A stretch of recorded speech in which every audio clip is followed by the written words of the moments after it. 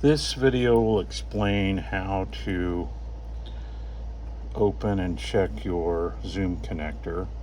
You're going to need like a little flat blade screwdriver. This one's like really long, and it helps if you have a couple of crescent or monkey wrenches. So the first thing you have to do is get the rubber, whatever this thing is called, the rubber thing. We'll call it the rubber thing. But if you just put your screwdriver under there, you can pull back on it and it should release. Some of them are a little stickier than that, and you got to actually peel them back with your fingers. But we'll use this crescent wrench, and we'll use this smaller one, and we're just going to loosen the back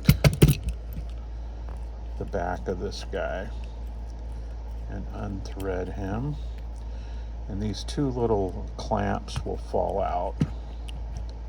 Let me get the crescent off. So those go in wedge against the jacket of the cable. So you'll see them right here. They're kind of like a little trapezoid made out of metal.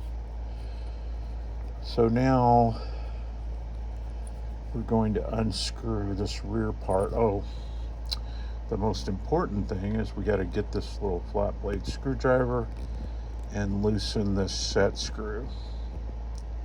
You don't want to take it all the way out. You just want to loosen it enough so that you can get the connector loosened from this. If you can't get it just by loosening it with your hand, you could hold it with a pair of needle nose, and that'll usually let you loosen it. That'll slide all the way back. You can slide this, the threaded part, all the way back, and now that exposes the wires here. So you can look at those connections. None of them should be touching each other, and no stranded parts of the wire should be touching any other connector. You should only have 6 wires in here, starting on pin A, which is really pin 1. You've got black, then you've got white, red, green, blue, and then brown.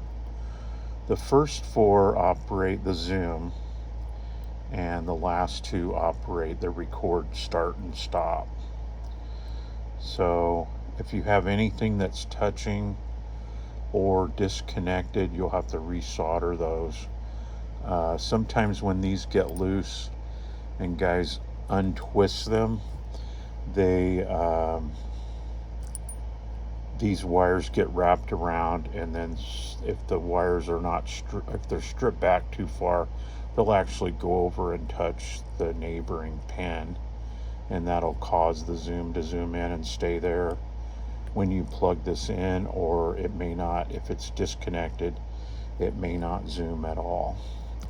So the reverse, this one looks fine, so I'm going to just slide it back on, and I'm going to retighten this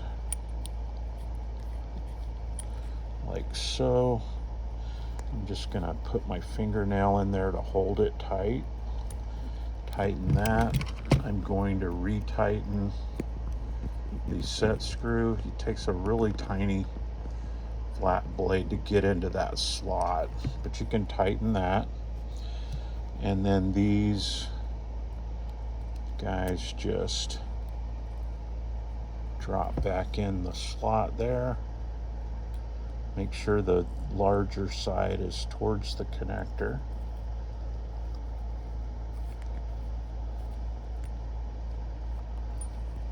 Sorry, doing this for the camera is a pain.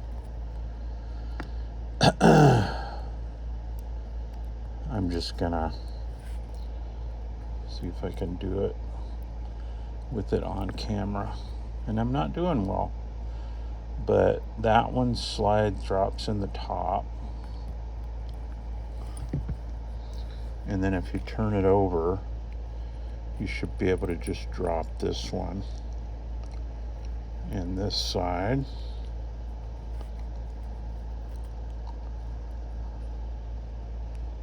Yeah, that's correct. If you end up having to redo the cable, these may not clamp down far enough.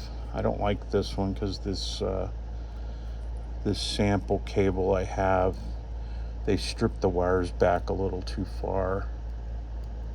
But it looks like those are gonna be clean enough to screw this back on.